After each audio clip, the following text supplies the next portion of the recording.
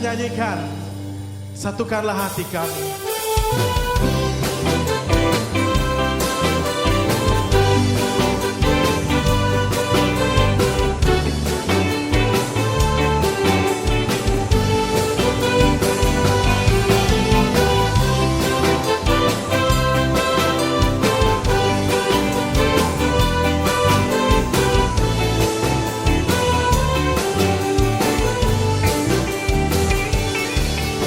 Satukanlah hati kami memuji dan menyembah, oh Yesus, Tuhan dan Rajaku.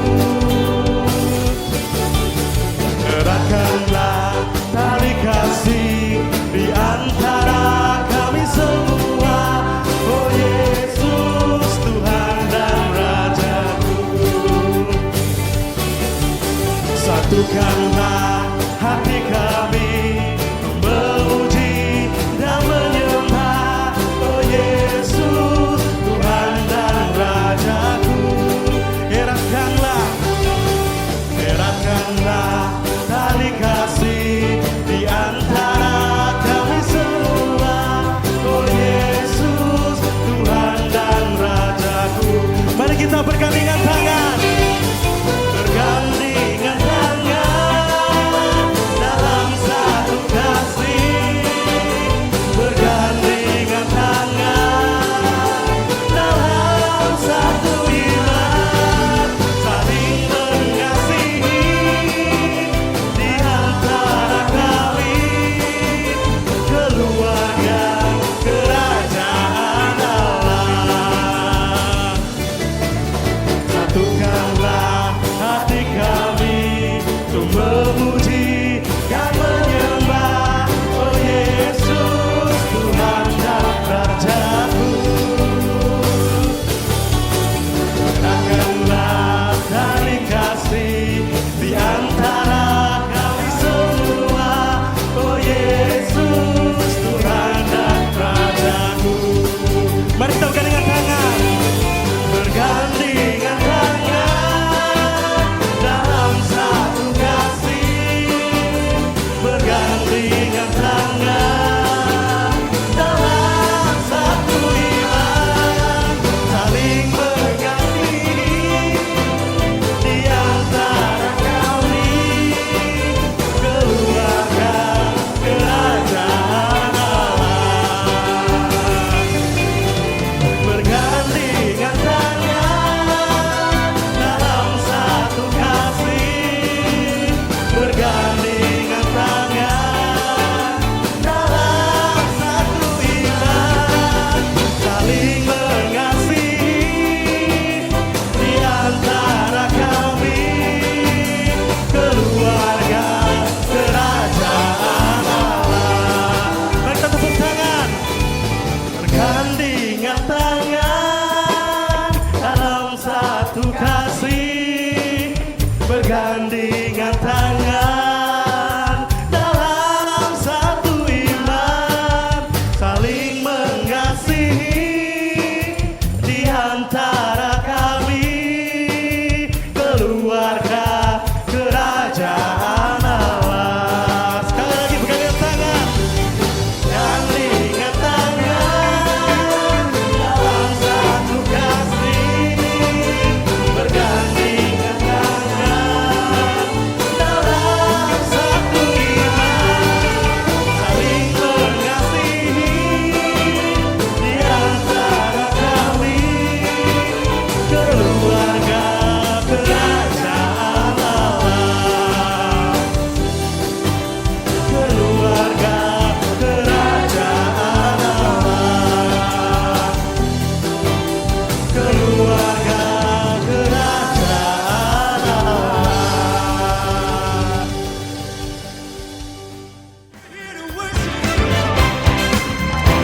Semuanya angkatlah suaramu.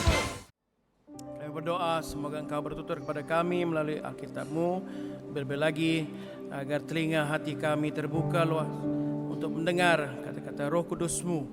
Biarlah kami menyaksikan kebesaran Engkau dalam pekerjaan anak-anak-Mu. Lebih lagi pada petang ini sedang kami memerhatikan perkara yang berlaku kepada Stefanus. Kenapa hatinya begitu kental dan tegap di dalam keimanannya kepada Kristus. Semua ini kami pinta atas nama Yesus Kristus Tuhan dan Juru Selamat kami. Amin.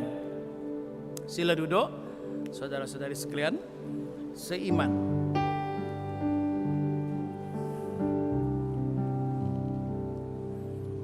Pada petang ini, saya mau membawa Anda memerhatikan perkara yang berlaku di dalam Kisah Para Rasul, bab 7 ayat 55 hingga penghujung. Di dalam bacaan daripada Kisah Para Rasul ini, kita diberitahu akan apa yang berlaku kepada seorang insan bernama Stefanus. Kita melihat bahwa dia mati direjam oleh musuh-musuh Tuhan. Sekiranya kita memerhatikan bermula daripada bab 6 ayat 8, kita akan mengetahui sebab dia direjam sehingga mati. Lebih daripada itu, kalau kita memerhatikan daripada ayat 5, kita ketahui bahwa Stefanus ini adalah salah seorang daripada 7 orang murid Yesus yang dipilih untuk membantu ke-12 rasul ataupun murid Yesus. Mereka ini dipilih untuk membantu mereka dalam menangani masalah-masalah pengikut Kristus. Maka Stefanus ini di dalam ayat 5 sudah kita diberitahu bahwa dia sangat teguh dalam imannya serta dikuasai oleh Roh Kudus. He is full of grace and full of power from the Holy Spirit. Penuh dengan teguh imannya dan dikuasai oleh Roh Kudus. Di dalam ayat 8 kita melihat bahwa Stefanus ini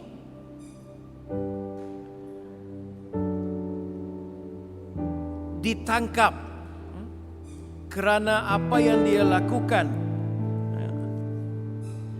Dia melakukan perkara-perkara yang aneh, melakukan perkara-perkara yang ajaib, mukjizat di kalangan orang ramai.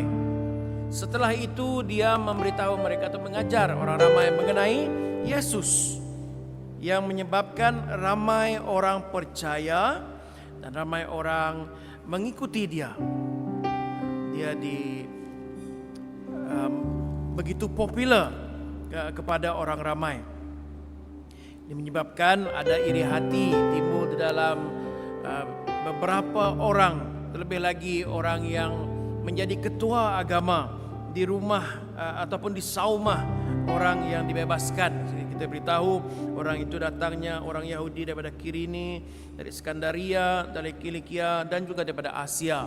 Semua tempat yang kita ketahui sekarang ini dipanggil Turki. Maka mereka ini hati dengan dia. Mereka cuba untuk berdebat dengan dia, namun mereka semua kalah.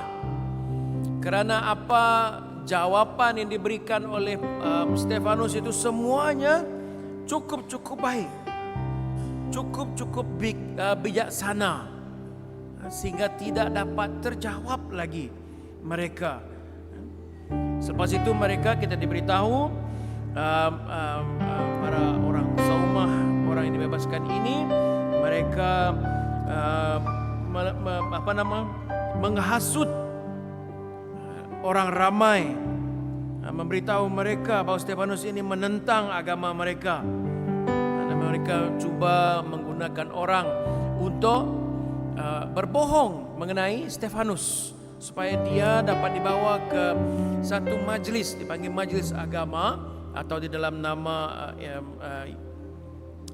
Ibraninya Sanhedrin, majlis agama, supaya dia dapat dibicarakan. Dan kita diberitahu di dalam bab 7 mulai pada ayat 1, di mana imam besar bertanya kepada Stefanus mengenai tuduhan yang dilemparkan kepada dia, agar dia dapat menjawab tuduhan-tuduhan itu. Daripada ayat 2 sehingga di mana kita bertemu di dalam ayat 5, kita mendengar apa yang Stefanus katakan.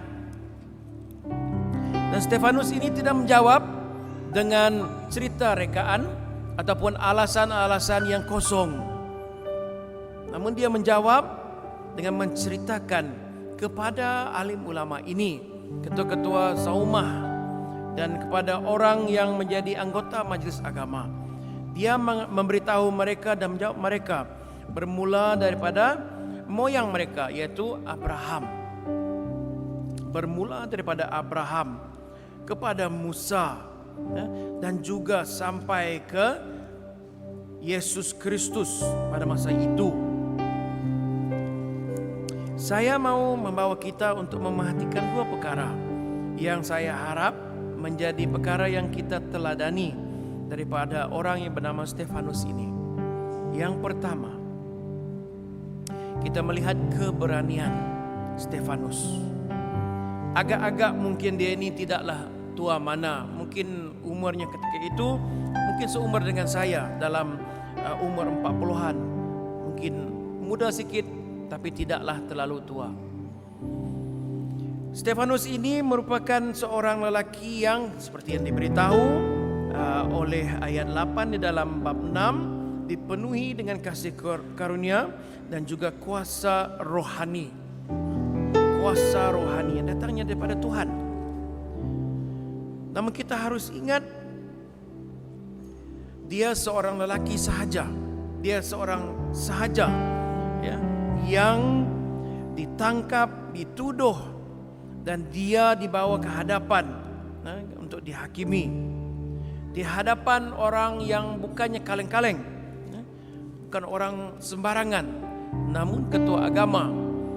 Ketua agama yang tahu mengenai sejarah orang Yahudi, mulai daripada Adam sehingga Abraham, kepada Musa, dan kepada zaman mereka ketika itu.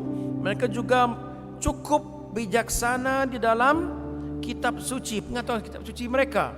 Yang mereka mempelajari, mereka membaca, menghafal, mendalami. Namun Stefanus begitu berani untuk menjawab mereka menggunakan apa yang sepatutnya menjadi perkara yang biasa kepada mereka.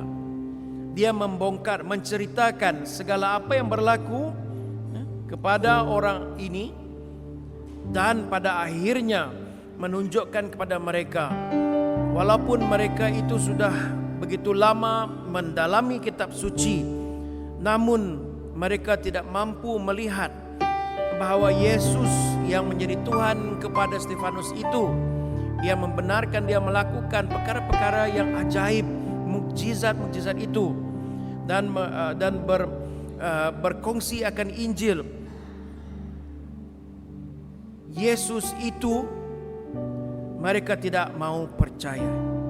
Mereka tidak nampak bahawa Yesus itu merupakan Mesias yang dijanjikan oleh Allah melalui nabi-nabi yang diceritakan dalam kitab suci. Berani, cukup berani. Kalaulah saya sudah kecut, takut menghadapi orang-orang yang kita boleh bilangkan sebagai orang profesional. Kita boleh panggil mereka orang profesional. Namun kita nampak di sini bahawa Stefanus tidak takut, tidak gentar, tetapi berani untuk menyatakan kesemua itu. Malah dia memarahi mereka. Kita melihat di dalam ayat 51 bab 7, di mana dia memanggil mereka keras kepala, tidak bersunat hati, dan telinga mereka pun tidak disunat. Dia mengatakan bahawa mereka melawan Roh Kudus dan menyamakan mereka dengan nenek moyang mereka yang diakui nenek moyang yang tidak baik. Kita ingat pada ketika nabi-nabi di dalam kitab suci, mereka yang kita panggil sekarang ini sebagai Old Testament, mereka itu tidak baik, tidak harus dicontohi. dan menjadi sebab negara Israel dimusnahkan dan mereka dibawa lari ke tempat Babilonia, Assyria. Dan untuk Stefanus menyamakan mereka ini dengan nenek moyang mereka itu merupakan satu penghinaan pada hati mereka. Lebih daripada itu, Stefanus memberitahu mereka melayani, mereka menganiayai Yesus seperti mana nenek moyang mereka menganiayai nabi-nabi yang dihantar oleh Tuhan. Penganiayaan itu tidak berhenti di situ. Malah mereka membunuh nabi-nabi yang dihantar oleh Tuhan itu kepada mereka. Mereka mengkhianati, mereka membunuh. Dan pada akhirnya di dalam ayat 53, Stefanus mengatakan mereka menerima Taurat Allah, namun mereka tidak mematuhinya. Sekiranya kita pergi ke mahkamah, dibawa menghadapi hakim, dan kita pula yang mengajar hakim itu apa yang betul dan apa yang salah di sisi undang-undang, saya kira hakim itu akan marah. Seumpama itu penghinaan kepada mahkamah, contempt of court. Itulah perkara yang cukup mengapikan kebencian mereka ini terhadap Stefanus. Namun kita tahu Stefanus ini tidak berbohong, Stefanus tidak melakukan kesalahan. Kita tahu bahwa Stefanus ini dipimpin oleh Roh Kudus. Nah, keberanian yang ditunjukkan oleh Stefanus ini harus menjadi inspirasi kepada kita juga. Saya pasti Anda pernah ditanya mengenai keimanan Anda, apa yang Anda percaya. Sudah semestinya mereka mengetahui Anda orang Kristen. Tentu mereka bertanya, kenapa kamu orang Kristen? Kamu percaya dengan Yesus, sebagai manusia itu boleh dikatakan Tuhan, dan bermacam lagi persoalan. Pikirkan kembali bagaimana Anda menjawab. Adakah Anda teragak-agak seperti tidak begitu pasti, ataupun adakah Anda mampu menjawab dengan koheren tanpa ada emosi, sehingga mereka terkedu mendengar jawaban Anda. Biarlah apa yang dilakukan oleh Stefanus itu menjadi inspirasi kepada kita. Bagaimana dia dapat menjadi seperti itu? Itu persoalan yang saya mau ketengahkan sebagai poin pertama ini. Kalau kita perhatikan bagaimana dia memberi deskripsi sejarah orang Yahudi, ini semua termaktub di dalam Taurat orang Yahudi, apa yang kita panggil pada masa ini Perjanjian Lama, Old Testament. Semua itu sudah ada dalam itu. Maka sudah pasti Stefanus sebagai seorang yang beriman, dia sudah tentu membaca kitab suci, dan sudah tentu dia seperti mana semua orang Yahudi yang dibesarkan dengan secara yang betul, sudah pasti mereka belajar daripada rabai-rabai mereka, guru-guru mereka. Lebih daripada itu, dia juga diberkati dengan kehadiran Yesus. Kita mesti ingat, selalunya kita dalam imajinasi cuma ada 12 orang murid Yesus. Namun kita harus sadar, di samping 12 orang itu sudah ada 70 orang. Lebih daripada itu kita tahu, daripada dalam kalangan 70 orang itu ada orang yang tidak dinama, ada orang yang tidak diperkenalkan kepada kita. Stefanus ini merupakan salah seorang daripada mereka. Dia mengikuti 12 orang murid Yesus yang kita panggil rasul ketika ini, ke sana ke sini bersama Yesus, melihat Yesus, tinggal bersama dia, mendengar ajarannya. Maka sudah pasti Stefanus ini dengan adanya latar belakang membaca kitab suci orang Yahudi ketika itu, dan juga diberi pimpinan, diberkati dengan kehadiran Yesus, dengan apa yang dia nampak dan dengar. Pengalamannya memberikan dia berkat yang cukup untuk dia begitu yakin dalam menjawab persoalan-persoalan orang daripada saumah dan juga di kalangan majlis agama atau Sanhedrin ini.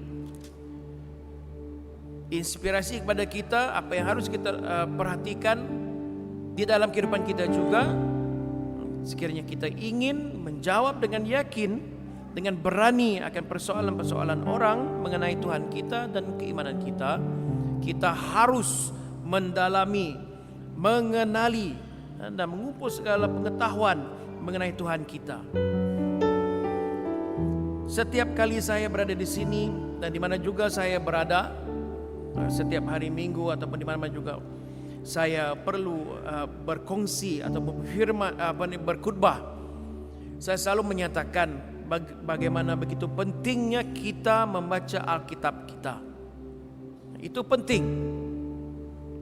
Sebab persoalan-persoalan yang ditanya kepada kita dan persoalan kita sendiri mengenai keimanan kita terjawab melalui Alkitab. Sekarang ini Alkitab available dalam berbagai bentuk, dalam bentuk yang sudah dicetak secara fizikal, ada yang digital di dalam dalam handphone Anda. Ada orang yang mengatakan, oh saya tidak pandai membaca. Tidak apa, kerana sudah ada audio Bible. Tidak ada alasan untuk kita tidak membaca Alkitab kita. Jangan Alkitab kita itu dijadikan sebagai perhiasan. Ya, semalam saya melihat pertabalan Raja England yang baru, dan dia diberikan Alkitab yang cukup cantik. Saya baru tahu bahwa Alkitab itu memerlukan 300 hari untuk disediakan. All handmade oleh 9, kalau tidak silap saya 9 ataupun 6 ya, syarikat binding, pencetak buku. 300 hari, indah, dihiasi dengan emas. Namun kalau tidak dibuka dan dibaca, tidak didalami, ia cuma tinggal sebagai perhiasan. Alkitab itu penting, saudara-saudari seiman, harus kita baca, kerana di dalamnya terkandung segala apa yang boleh memberitahu kita, mengajar kita, menegur kita, memimpin kita ke jalan yang betul, mengenali Tuhan kita dengan mendalam. Kenapa saya begitu yakin mengatakan itu? Ingat, karena di dalam 2 Timotius 3:16 kita diberitahu oleh Paulus yang diinspirasikan oleh Roh Kudus bahwa segala apa, seluruh kitab suci itu diwahyukan oleh Allah. Dan kalau di dalam bahasa Inggrisnya, all scripture is God breath. God breath. Pelik kan deskripsi bagaimana Alkitab itu datangnya sepenuhnya boleh ada daripada Allah. Hembusan daripada Allah. Maksudnya di situ roh yang diibaratkan sebagai breath ataupun nyawa ataupun hembusan. Roh Kudus itu menginspirasikan. Memang Alkitab itu ditulis oleh manusia, namun kita harus ketahui manusia itu diinspirasikan oleh Roh Kudus. Diinspirasikan oleh Roh Kudus. Alkitab ini kalau Anda tidak tahu, di dalam Alkitab kita Protestan ada 66 buku. Saya suka menanya ini sebagai kuis pemulaan bila saya mengajar mengenai Alkitab. 66 buku. Namun kita ketahui juga ada Alkitab yang lebih banyak daripada itu bukunya. Namun kita Protestan mengiktirafkan cuma 66 buku ini. Kenapa? Kerana buku-buku yang selebihnya itu kita ketahui, kita kenali, dicam, tidak diinspirasikan oleh Roh Kudus. Tidak diinspirasikan sepenuhnya oleh Roh Kudus. Buku-buku itu merupakan perkara tulisan-tulisan, hasil tulisan orang yang tidak diinspirasikan oleh Roh Kudus, seperti mana penulis-penulis semua buku 66 buku dalam terkandung di dalam Alkitab kita yang Protestan ini. Maka kita yakin sepenuh-penuhnya ke-66 buku di dalam Alkitab kita pada hari ini merupakan hasil inspirasi Allah kita. Kalau itulah fakta, maka buku ini, Alkitab ini, mengandungi segala apa yang kita harus ketahui. Yang kita harus ketahui untuk mengenali Tuhan kita. Maka haruslah kita membaca.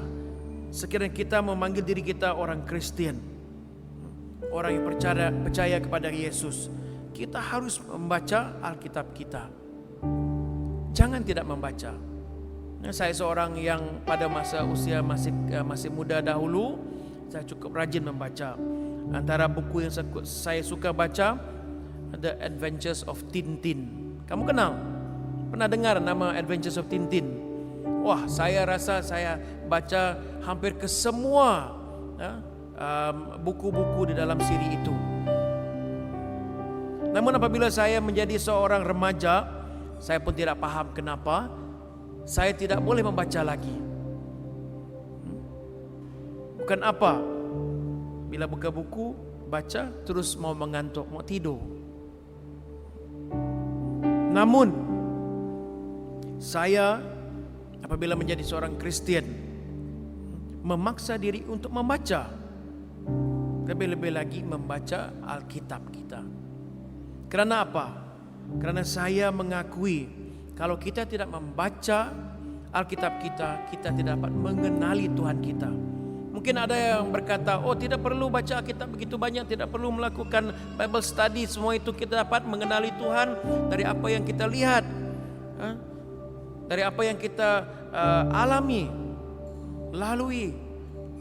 Based on our experience, whatever we see around, we see God everywhere. Cukup. Ataupun ada yang mengatakan, Tuhan akan bercakap dengan saya, Dia memberikan kepada saya wahyu.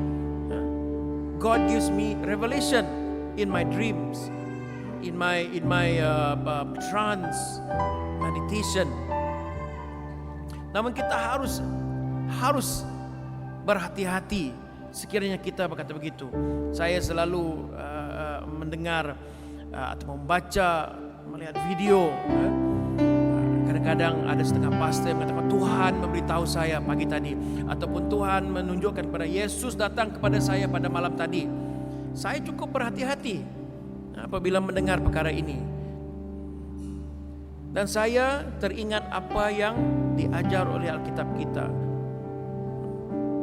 Uji dahulu segala apa yang kita terima. You must test every spirit. Kalau kita menguji sesuatu, tentu ada sesuatu perkara lain yang sebagai menjadi landasan pada kita ataupun dasar. There must be something that we measure it against. Apakah dasar itu? Saudara-saudari seiman, Alkitab yang kita ada sekarang ini, itu menjadi perkara yang kita bandingkan segala apa ajaran wahyu semua itu kepada. You must test whatever we hear, whatever we learn, test it against Scripture. Kerana di dalam Alkitab ini terkandung semua yang boleh kita harap, boleh kita percaya sebulat-bulat. Seperti mana apa yang telah ditulis di dalam 2 Timotius 3:16 itu tadi. Cukup. Maka bacalah Alkitab kita. Janganlah Alkitab itu dijadikan hiasan. Perkara yang kedua yang saya mau kita perhatikan dan menjadi inspirasi kepada kita dalam kehidupan kita sebagai orang Kristen adalah kasih yang ditunjukkan oleh Stefanus. Pada saat akhir sebelum dia mati, kita diberitahu apa yang dia lakukan. Dia direjam dengan batu, tentunya sakit, mencederakan. Batunya bukan kecil-kecil, besar-besar. Hentakannya tentu serius, boleh menyebabkan kerosakan, kecederaan yang teruk. Kita tahu kalau tidak berhenti, hentakan itu membawa maut. Kalau kita lah dilakukan begitu, mungkin kita sakit hati. Mungkin kita menyumpah orang yang melakukan perkara itu kepada kita. Begitu jahat orang itu. Namun apabila kita melihat dan membaca apa yang berlaku pada Stefanus dan apa yang dia lakukan pada ketika saat akhir, detik akhir itu harus menjadi inspirasi kepada kita. Apa yang berlaku? Pada ayat 59, ketika mereka merejam Stefanus, dia berseru, Tuhan Yesus, terimalah rohku. Lepas itu dia kata, dia berlutut, berteriak dengan suara yang sangat kuat agar semua didengar, Tuhan, jangan tanggungkan dosa ini atas mereka. Dan setelah itu dia menghembuskan nafas yang terakhir dan meninggal dunia. Di saat teruk, dia dianiayai dengan begitu kejam. Sebelum dia menghembuskan nafas yang terakhir, dia berdoa kepada Tuhan agar Tuhan tidak menghakimi mereka yang merejam dia dengan batu itu.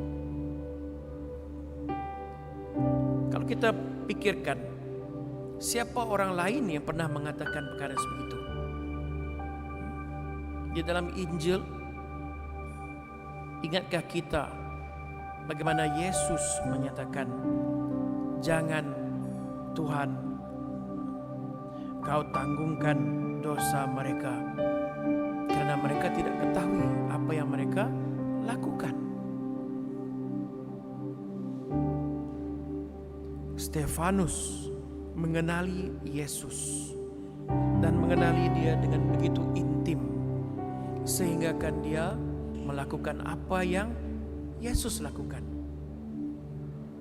Dia menerima padah yang sama dengan tuannya Yesus.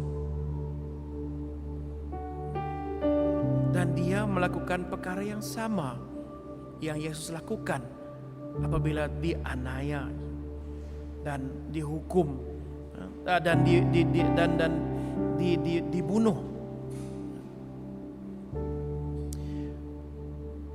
Perkara yang saya mau kita pikirkan, kasih yang ditunjukkan oleh Yesus menginspirasikan Stefanus untuk melakukan perkara yang sama kepada mereka yang jahat dan melakukan kejahatan kepadanya. Itu merupakan perkara yang terbaik. Yesus mengajar murid-muridnya agar mengasihi semua orang, termasuk musuh Anda sendiri. Stefanus begitu baik sebagai murid Yesus dan mengikuti perintah Yesus itu, walaupun dia mati.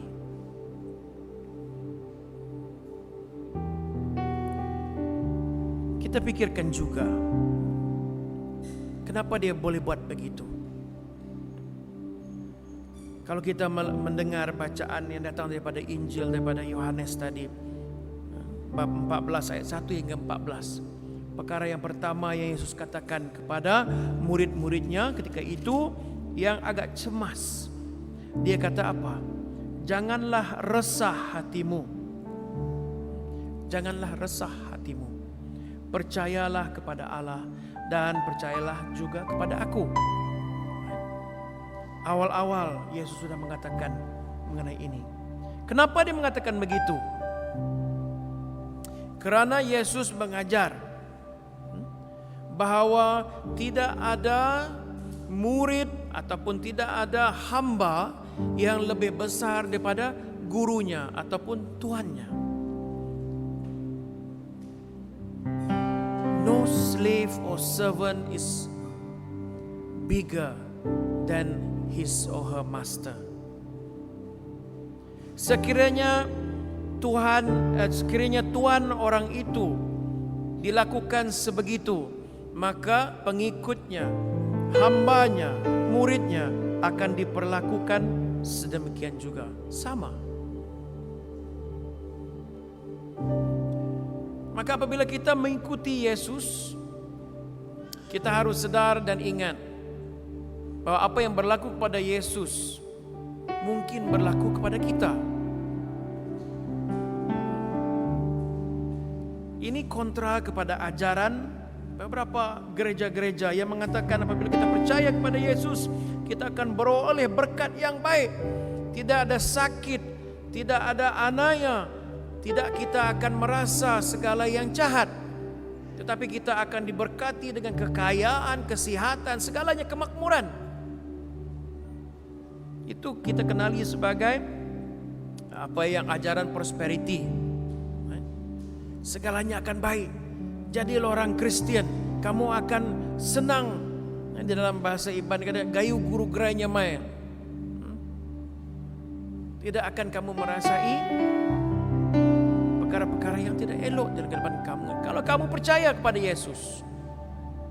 Namun kita lihat seorang pengikut bernama Stefanus yang begitu akur dan mengikuti apa yang Yesus katakan. Apakah penghujung dia?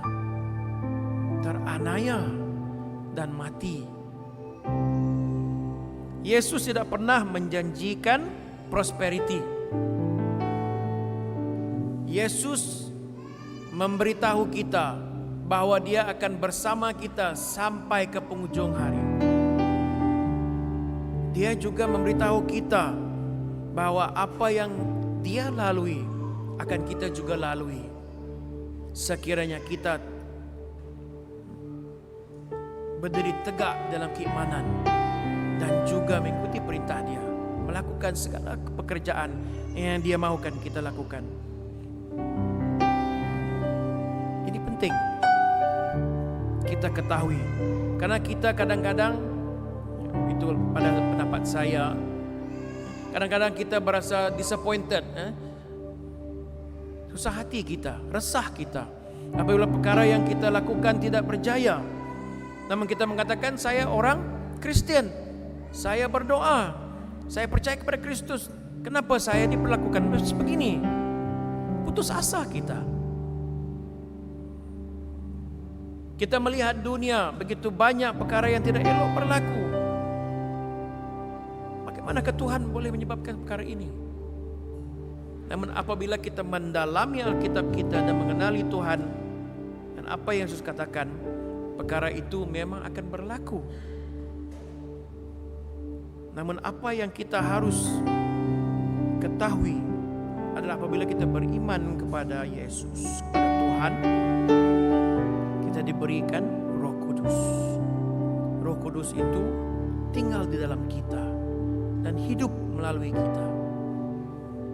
Apabila Roh Kudus tinggal dalam kita dan hidup dalam kita, kita akan diperkasakan, diberikan keyakinan dan keberanian untuk menjadi seseorang seperti Stefanus tadi, seperti rasul-rasul Tuhan Yesus, seperti semua pengikut-pengikut Yesus yang awal, dan semua matur-matur yang kita ingati. Nah, saudara-saudara seiman, saya berharap dan berdoa agar apa yang kita dengar datang daripada apa yang kita baca pada petang ini, terutamanya mengenai Stefanus dan perkara yang dilakukan, keberanian dia dan juga kasih yang ditunjukkan dia, menjadi inspirasi kepada kita, bukan setakat untuk meneladani Stefanus, tetapi juga kerana dia meneladani Yesus. Dan untuk kita ingat bahwa nasib kita, apa yang akan berlaku kepada kita, tidak akan lebih atau tidak akan kurang dengan apa yang telah berlaku kepada Yesus. Namun jangan resah, jangan takut. Karena kita yang percaya kepada Yesus percaya juga kepada Allah yang telah membangkitkan Dia semula. Roh yang di dalam kita ini adalah roh yang mengangkatkan Yesus daripada mati. Maka apa yang lebih besar daripada Tuhan kita? Tidak ada. Tuhan kita maha besar. Apa yang kita perlu geruni dan takuti? Jadilah seperti Stefanus, saudara-saudari seiman. Dalam kita hidup dalam dunia ini, jangan lupa untuk berkongsi mengenai Yesus. Untuk mengetahui lebih mengenai Dia, dalamilah Alkitab kita, bacalah Alkitab kita, dan berdoalah dengan sepenuh hati agar kita diberi kuasa, diberi karunia seperti mana Tuhan telah memberi kepada Stefanus. Nah, sekiranya kita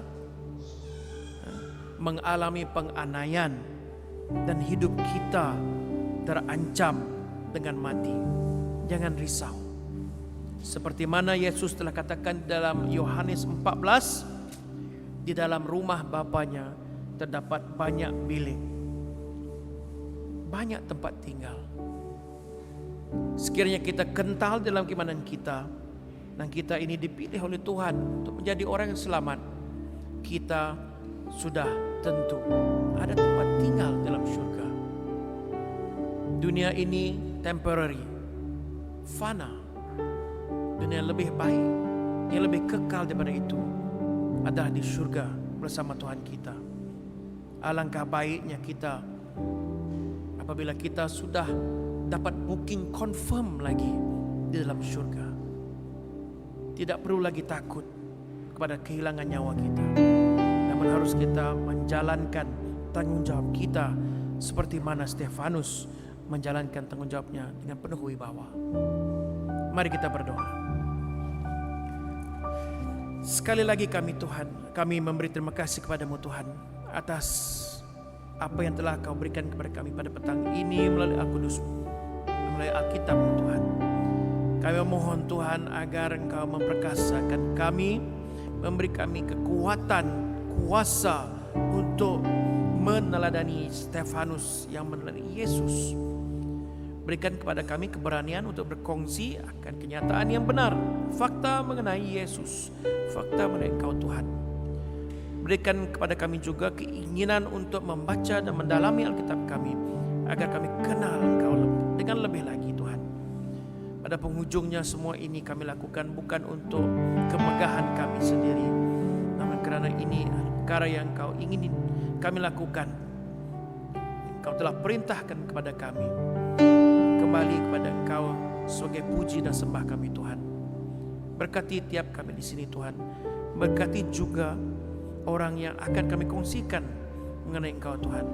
Semoga hati mereka dilembutkan menjadi tanah yang subur, di mana benih yang Engkau berikan kepada kami dapat kami tanam dan bercambah, tumbuh menjadi pokok, membuahkan hasil yang lebat, buah-buah Roh Kudus.